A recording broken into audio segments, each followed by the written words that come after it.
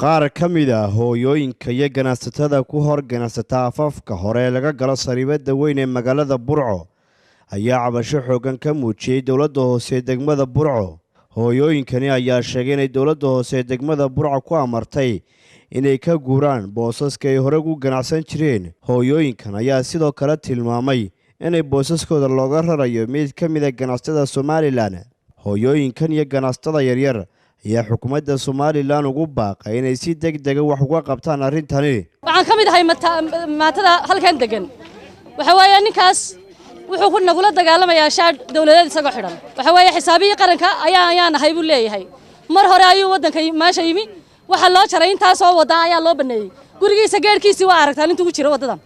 dadkaasi waxa yaalaan meel dawladeed oo banaan inta wadanku waa hadhow 30 sano maatadaasi way deganaa halka waana ku ceeshisay waxa weeye maanta ninkaasi inuu shaad dawladeed noo sheegto oo yiraahdo maanta ana la iga kicinaya dadka oo inta loo googooyay markii hore qof walba 5 mitir laga kiciyay oo aragtaan inta loo baneeyay wadada inta ay leegtahay gaarkiisa isagoo soo dhaafay ayuu haddana leeyahay ummadda inta laga la kiciyo waxa weeye ummadda inta leeg isaga maxay tan ummadda degana meel uu leeyahay lama degana irsaaqada agoona meesha lagu biiliya maata degan dad waalwaalan baa lagu hayaa dadka faariq qaba lagu hayaa nooc walba waa lagu haystaa waa lagu korsadaa waxa weeye dhowr iyo 30 sano hadduu meesha uu leeyahay xaguu ku maqnaa sagurigiisa inta leeg ee dariiqa inta leeg u dhaxeeyo goormuu sheegtay wadada dhulka weeye waxa weeye anaga shaar dawladeed iyo noo sheegan waxaan madaxweynaha iyo maxay talay dawladda dhexe baan ugu baaqaynaa gobolka dawladda iyo maamulkii Burco waxa weeye dad badan qaar badan baa nooga fadhiistay oo 500 jeer aan u tagnay waxaanu leenahay imika oo mar labaad leenahay oo mar saddexaad leenahay gobolka Togdheer madaxdooda iyo madaxweynaha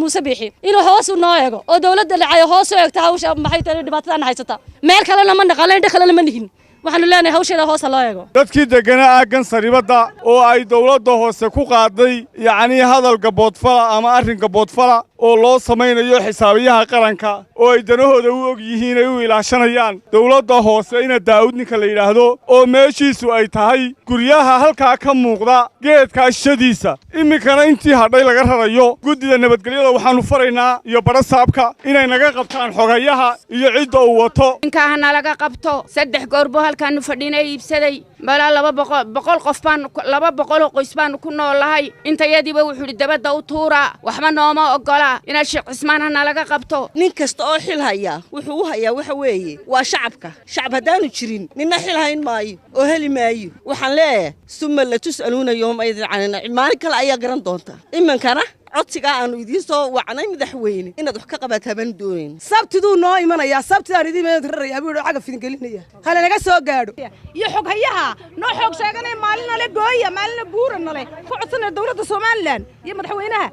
in nalaga qabto ninka noo xog sheeganay shaarka noo sheeganaya annaku miyaanan reer Somaliland ahayn miyaanan maatadii wadanka ahayn miyaan dadkii dhaqaale wadanka ka soo galay aanan ahayn miyaanan wadanka waxba ku lahayn ma ina Daawud ayaa wadanka wax ku leh annagu wadanka magaariyal baan naga guraysaan oo safaariyaad nageynaysan markaa dawladda Somaliland dhanka codsanayna dadka masaakiinta 30 meheradood inaan loo duminin nin qura oo meeshiisa inta ay jirto inta baaxad laga jirto oo wadada bartankeedii fadhiya oo inta ku ganacsanaya waxaanu ka codsanaynaa dawladda mid sare iyo mid hoosaba soo farageliso oo wax naga qabato oo maatadayada hoos u eegto Shaakir Cabdiraxmaan Axmed telefishinka Saab Burco.